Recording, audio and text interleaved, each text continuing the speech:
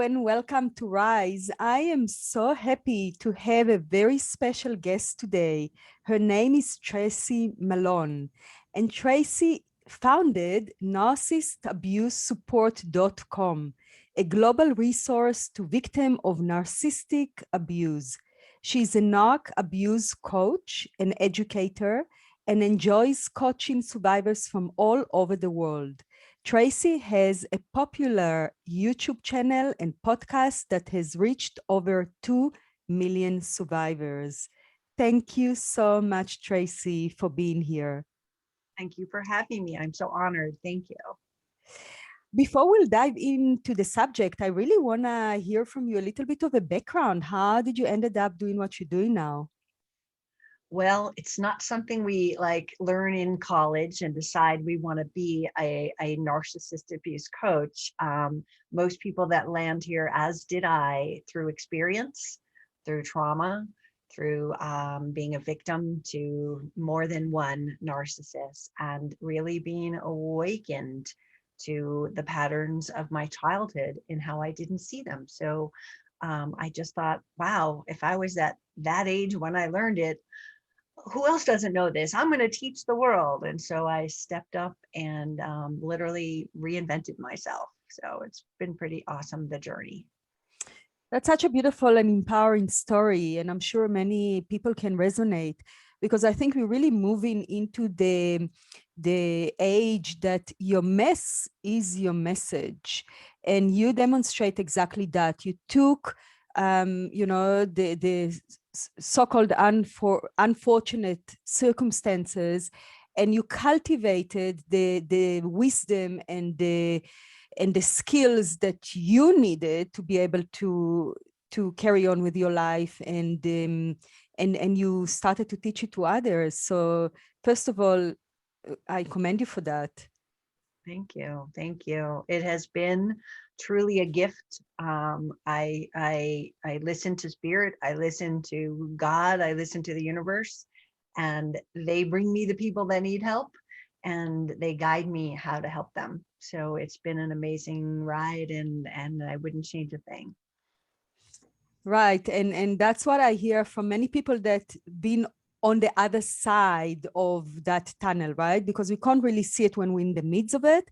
But once we are safe on the other side and we can look back, we can really see how the experience has grown us and has cultivated our soul expansion in some way, and how it is actually a blessing in disguise. Absolutely. It is a blessing. And I can say that the day I learned about this was the worst day of my life, but it was also the day that changed my life. So I'm very grateful. Right. And I want to, before we dive into the topic that we're going to be speaking about, which is super, super highly important, and I can't wait to dive into, I just want to stop a second and talk about narcissists, because I keep hearing that word again and again and again and again. And it seems that there are so many of them. And I'm sure you know better than me why in our culture do we have so many narcissists, and what it is, if somebody from our audience not sure. Sure. So the reason why is as our cultures have changed and it's becoming more accepted, more out there, more you know, easy to pull the same sort of tactics on people. And it's growing, and the more you're hearing about it is because of the education, like people like myself and all of the authors on the bookshelf behind me are putting what they've learned into and educating the world. Like YouTube didn't have this before, and therefore millions and millions of people didn't have access to this. In other countries, in the US, there aren't as many books written on it. And so the awakening is because all of this media is getting out there and helping the victims see, oh my gosh, my mother was someone like this. And, when that happens, it ends up, for me especially and others, it ends up, wow, it becomes so normalized that we end up dating and marrying it because like ghosting was my family vacation. So if a guy did it, we're just like, oh, he'll be back. That's just part of life. You know, it really was normalized. And I think this awakening is changing the world. And I think that a lot more people are going to get out, and we're going to break the patterns, because if they don't have people as good supply or victims, then it's going to dry up. They're not going to be able to wield their ugliness and hurtful behaviors on others. Right. And I would really appreciate if you can talk into what narcissism means, or how does it comes across for people that may be not sure. Sure. So in the DSM-5, which is the Bible for personality disorders and mental health conditions, um, someone with they describe it as someone without any empathy. So they really just don't care who they hurt. Someone who is very full of themselves and believes that they are, you know, whatever they want should be given, and without the consideration of others. There's a standard of about 10 things, but what we have to be concerned with is what they do to the victims, right? They invalidate them, they control them, they use gaslighting to confuse them and keep them trapped. They control their, in some cases, every waking move, from buying the groceries, you're not allowed to buy that, go return it, to these hurtful things. Financial abuse is a big part of it, both on the rich people end, where they're sort of getting the person in who doesn't have as much money and controlling what they spend, how they live, how they, you know, breathe, and not letting them out of their circle, not letting them have the money they need to actually build a life, or go take tennis lessons, or have a life. To the other end of the spectrum, on the financial part, where a victim with some assets will be pulled in by this wonderful, charming person that, you know, declares their love and promises, and then they take their money. So it's just this evil sort of thing. But, you know, when people are married to them, the divorces are horrific. And they stop at nothing to smear you, to lie about you, you know, to make claims that you're not a good parent. And all of this isn't true. But again, they don't care who they hurt. And to them, if you're the bad parent, then they get to stand up and be the good parent. And so, you know, that's where we have to understand that this is, the victims of it are now getting educated.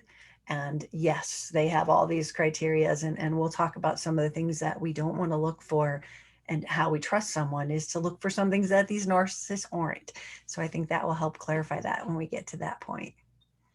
Right. And you mentioned trust, and I know that this is the topic that we're going to be really diving into today. And how can one trust somebody after experiencing an abuse? Right. So first of all, it is so hard to trust again after trauma, because like your trust radar is just shattered, because all you have is like the idea that the person that you previously trusted didn't work out so well. So everything that you believed is starting to crumble. So trusting again is almost painful, right? We don't have a roadmap to how we trust someone. When I ask most of my clients, well, how do you trust somebody? And they're like, I don't know, I met them, a friend introduced me. There's no criteria for that. So because our wound is blocking us from trusting again. When we earn some sort of like milestones of trust, like how do we like rate them, and why do we need to rate people? Like that seems so silly and counterintuitive to trust. Why do I need a checklist to know how to trust someone?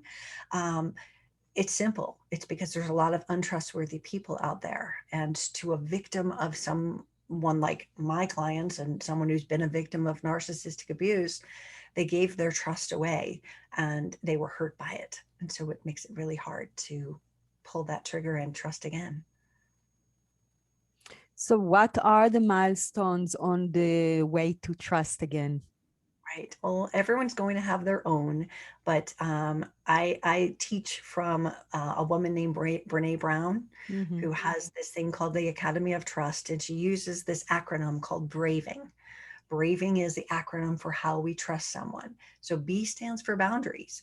You can't have trust without someone honoring your boundaries and respecting them and communicating theirs versus a narcissist or someone getting angry at you. You broke my boundary. Well, they never explain that to you, that you didn't want this or this. They've got to be clear. They've got to communicate, right? R stands for reliability. This is one of the things that happens in a narcissistic relationship is that we give our trust and they're reliable in the beginning stages where it's all lovely and wonderful. They're reliable, but they haven't done it over and over. Like after they sort of passed that initial test and they were reliable and they did what they said they were going to do, then they just don't show up anymore. And then we went, oh, but we're waiting for that guy to come back. We're waiting for that one, right? But they've now proven themselves unreliable 100 times. We're just holding on to that fake person in the beginning. So reliability is key. Accountability too. If they make a mistake, they're willing to own it and make amends, right? And the same thing for me. If I make a mistake, I want the person I'm going to trust to say, wow, you really screwed up, but I'll listen to your apology. I'll make amends and we'll make peace and forget, sort of, if we've forgiven, we can let go of that, thing, accountability. The next one is vault. Vault is if I tell you a secret, you keep it a secret. There's no trust if I find out that you're spreading things that I didn't want to spread. So again, we're going to look at these things that are building that trust factor. And it's not like, again, a checklist. You're on the date and you're sitting there checking. We're over the time of the relationship, we're given an opportunity to see if they were reliable, if they were accountable. And the next one is integrity. If they have integrity over and over again as well, they must act from that. And that means choosing right over wrong. That means choosing easy, something that's harder to do than just an easy path out of it. We have to be able to have that integrity to put you in front or others in front of their own needs. It's easy to sit home and read a book, but it's harder to go and be helpful to a friend who needs you. So that kind of integrity. Non-judgment is the N in braving, and that's where I can fall apart and be in struggle and ask for help without being judged by you. None of us is perfect, and if we're held to a standard of you have to be perfect, then you're going to fail because you will make a mistake. So having that non-judgment is a big part of trust. And then generosity is the last one. So if you are not generous to give me bubbles and things, but to think the most generous things about my words and my actions and my intentions, and ask me about them if you have a question. Because if you're going to like have something and you've done something and they just react without actually coming to you, that's not someone who's trustworthy. That makes sense? That makes so much sense. And I think this is really the building blocks for any healthy relationship, right? It's very important to create the boundaries that we feel comfortable enough in our own space, and we have a healthy gap between us and somebody else, and to communicate them in a good way, right? In a very clear and kind even way.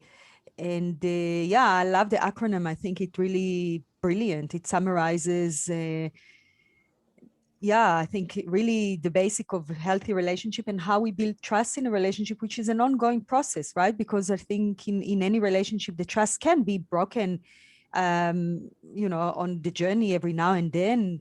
We are all humans, we make mistakes, right? But then it's taking responsibility and knowing to apologize right? Exactly. And that is someone who is trustworthy. We'll make a mistake, but I apologize. Like, gosh, I'm sorry. I didn't mean to do that. I reacted. I did, that's someone who's taking responsibility for their actions. and we have to know that trust is built with thousands of trustworthy moments. We don't just go on a coffee date and go, oh, they were cute and they've got a good job, I think I'll trust them. Or a friend introduced me, I think I'll trust them, right?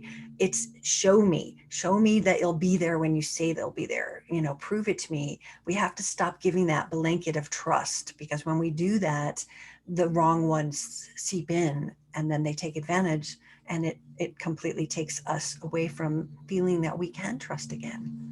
Right. And it almost feels like if somebody had gone through a wounded childhood, if the parent, say the mother or the father, were not there, they haven't felt seen, they haven't felt accepted or loved or belong, or feeling that somebody has their back, they almost go there and give their power away to somebody that comes with maybe even false persona and pursue them to into that I guess it's a bit of a power game, right? Absolutely, absolutely, you nailed it right on the head there. Right. So it's a dynamic between two wounded people, really, right? Because I assume that narcissists are born and bred through their own wounding, right? Exactly. Yes, it's And exactly the story. And again, different wounds, like mhm. um, the victim of a narcissist is someone who is usually a people pleaser, a kind, loving, giving, forgiving person, and they don't hurt people. They're wounded in their own way, and they need love from others. But a narcissist uses others, and has, again, that no empathy for how they hurt you. Whatever they do, they cheat, they lie, they steal. They were entitled to it. That's another big piece of narcissism, entitlement. And so they're entitled to do what they want. And so it really is sort of a battle, as you said, of wounded souls. Right. And from your experience, do narcissists, can they get healed? Can they move through their own wounding? I know you work with their victims, but now talking about the narcissists themselves. Um, All evidence proves to no. mhm. There are some that go through therapy. It never really works. They tend to charm the therapist. They tend to be the victim. That's one of the things of a narcissist. They cannot change. It's like asking someone with a mental disability to say, oh, you have Down syndrome, just get better. That's something that physically can't change. And a narcissist, they don't see anything wrong with them. Everyone else is the broken one. They're the okay one. So they generally don't even go in for help. The numbers of the amount of narcissistic people in the world, or people with NPD, is so low. The last numbers that were out are from 2008, and it says about 6% of our population have NPD. But again, they don't go to therapists. Nobody's counting them. All we can now count is the victims. And if one narcissist only affects 10 people in their life, which is a very low number, that's half of our population. That is a point where they are just, hurting their children, their wives, their spouses, their parents, their co-workers, their neighbors. It just goes on and on. So that's where we're seeing this increase, is in the survivors of this. And therefore we can sort of count down how many they affected. Right. And so, what is your course of action if a victim comes to you, say after a breakup? How do you take them on the journey of healing? Well, if we apply it to the trust factor here, they have to educate themselves on the narcissistic behaviors, and not just narcissistic, but all abusive red flags, right? The gaslighting, you have to understand it. You have to understand the tactics that they use, the behaviors, and even the covert type. So many people make the assumption that a narcissist is this, and there are grandiose narcissists that are almost flamboyant. You can see they're just all about themselves. But then there's this covert type that is the perfect neighbor, the perfect employee. Everyone thinks they're wonderful until the door closes and you're home alone with them. You have to understand that they look like different things. In fact, I made a quote last night on Instagram and it said, be careful who you trust because sugar and salt look the same, right? If you don't understand that the one that looks so sweet is really still salt, like you have to really understand that. So understanding all of that, but also understand what wounds you have that made you vulnerable. They came and you were a target because of your kindness. No, we're not going to change that. But, we have things that we need to look at. I personally had to look at and realize that I had no boundaries. I didn't know what a boundary was because I grew up in a house that you weren't allowed to set one. So I had a choice. I get to say no. I didn't realize that. Trusting too easily was one of my things I had to heal, and forgiving bad behaviors. I was so kind and loving and, oh, it's okay that you just cheated on me. Not exactly, but you get the idea, is that we all have our wounds. And if we don't know our wounds, I got sucked up by, I call him 3X, after going through a horrific divorce. I didn't know I had the wounds. I had to heal those wounds, and everyone needs to look at them, and everyone's going to be different. It's like a prescription. You go into the doctor, you have a headache, they're going to give you 10 different things. You come in here, you say you've been abused. We have to look at what were your patterns of your childhood. What was your, not accountability or blame, but we do have some things that we need to heal. So getting that and learning to do boundary setting. But then the next part of this is to learn and be tested and have somebody come in and like not be a good person, and to have the confidence in yourself that you'll kick them out no matter how cute their ass was, right? Like we all look at them and go, but on paper, they're so good. I mean, they got this great job and they have a house and they have a puppy and I love them and we do all the same things. Yeah, but if they're really bad to you, trust your instinct, trust your gut to say, I can't wait for that good person to come back anymore. I can only like acknowledge that what you just did wasn't okay. You didn't take responsibility or accountability for it. Off my list. Bye-bye. That's how we get through this, is to have that, like, be more tested. We're going to be tested and we're going to have to get better at it. The first time we're going to get, oh, just a little bit better. And the next time we're going to be like, bam, you're out of here, like a home run, right? It's going to be a different thing, and we'll get better at it, to not beat yourself up over it, and know you're going to be okay. And that's the important part. Right, because it feels like a narcissist will do everything they can in the beginning to charm their victims and play a certain role that they obviously can't keep for a very long time, because that's not who they are. And so they get the victims hooked onto that relationship. And once they hooked, they find it very hard emotionally to come out and to see reality for what it is. They have this fantasy of what they created in their mind about that person that does not match the actual person that is actually in front of them, right?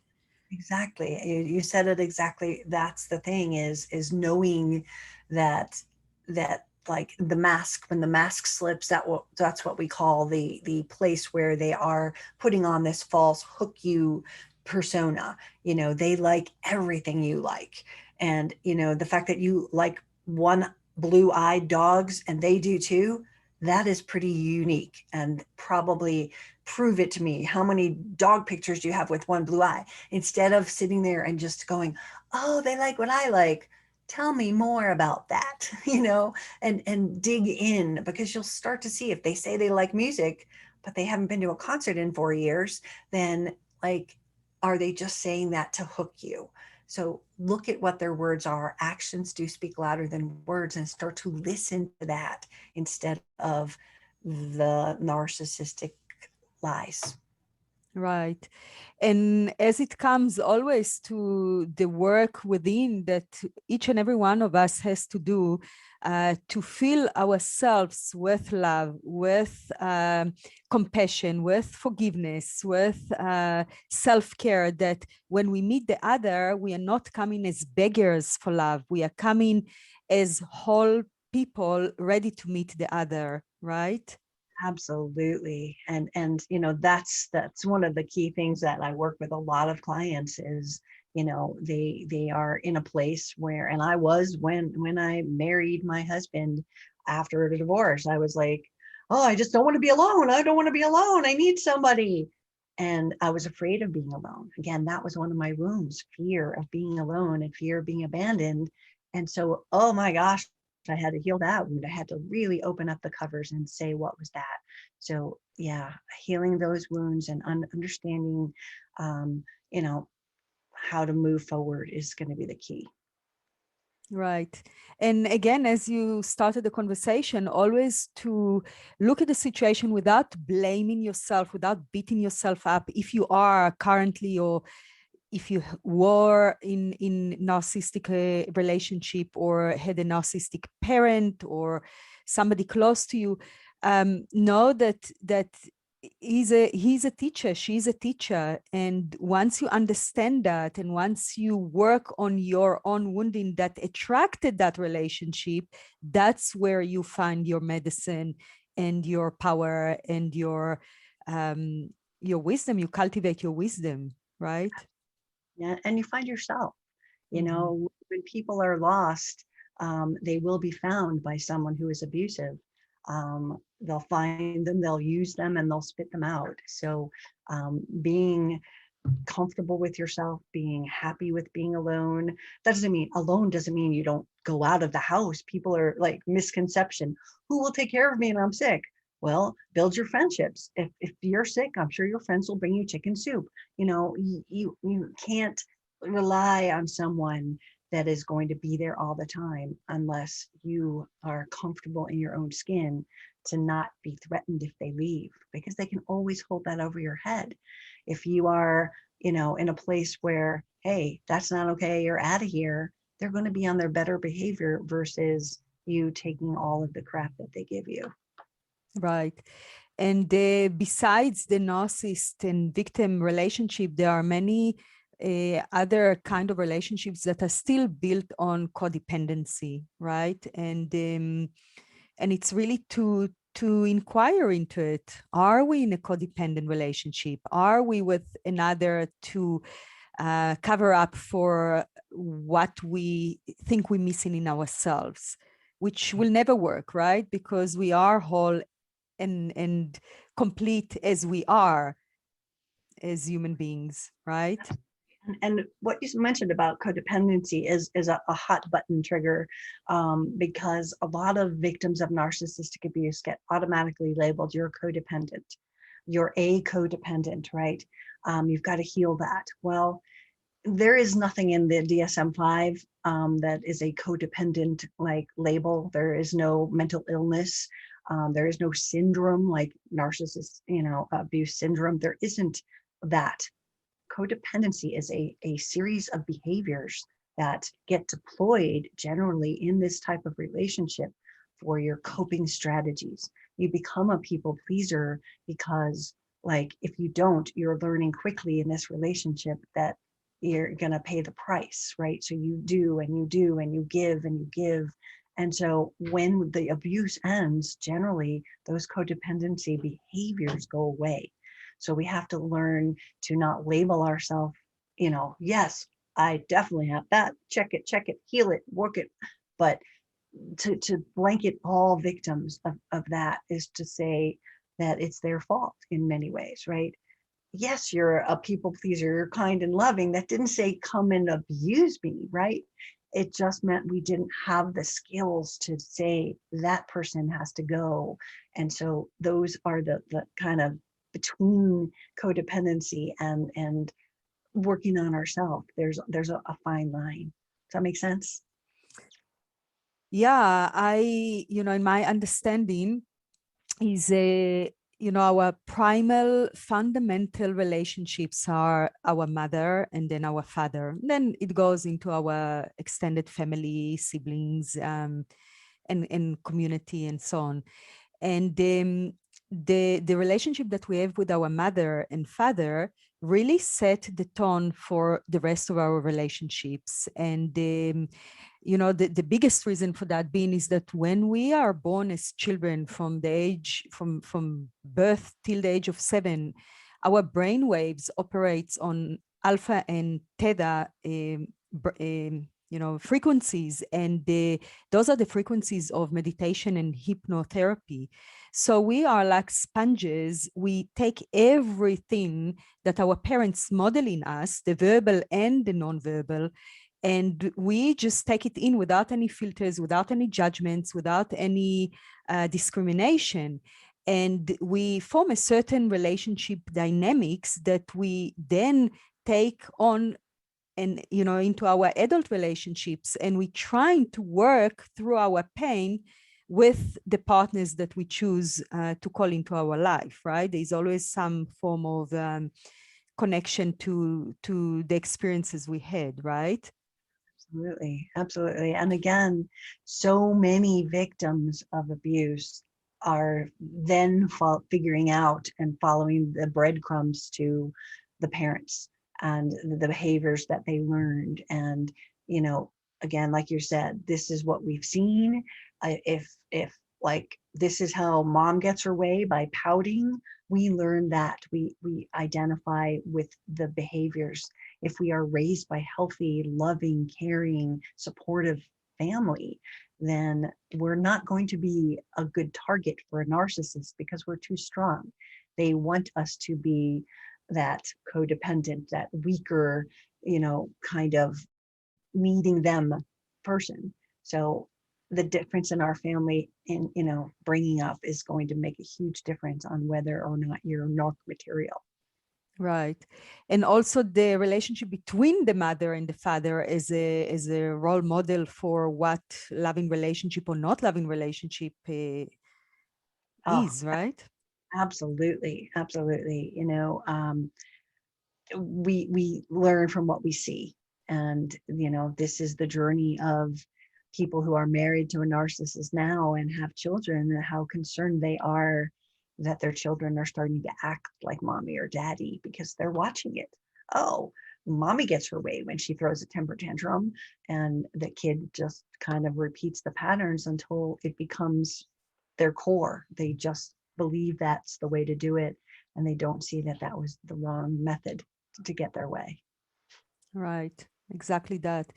And so I really want to end on a positive note, and just to really reassure everyone watching that nothing is a death sentence, nothing is set in stone. And if you find yourself you know, resonating with what have been said here, and you feel that you have been attracting narcissistic relationships or abusive relationship into your life, I just want you to take a deep breath and really understand that the healing path is where you're going to get the keys that will open your inner doors of greatness.